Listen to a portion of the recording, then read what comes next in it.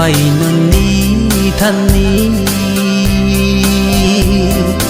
nâng rui cao quý khuôn chu na ai rui quang phù thể cả ran mây phay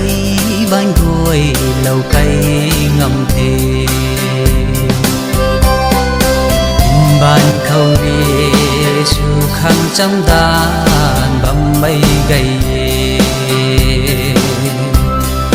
uya ngai cha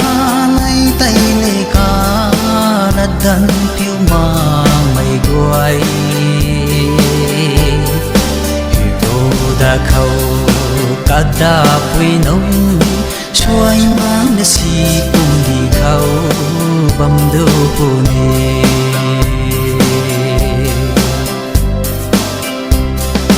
hello nắng chân ti đai thao phẳng din ta ni khom quang ni ri su khang nắng ria ta cao lau pui giang rồi nâng lại cả môn căn đây bằng xoang tu kê in ban khâu ni su khang trong đàn bằng mây gầy puya ngai cha ngai tay lê ca là đan tiêu mà mây đuôi đã khâu cả đã vui nông xuôi mang si cùng đi khâu bầm đô bùn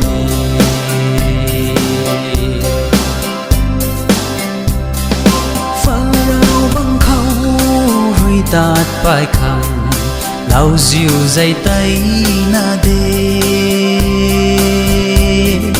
ya xua dây cây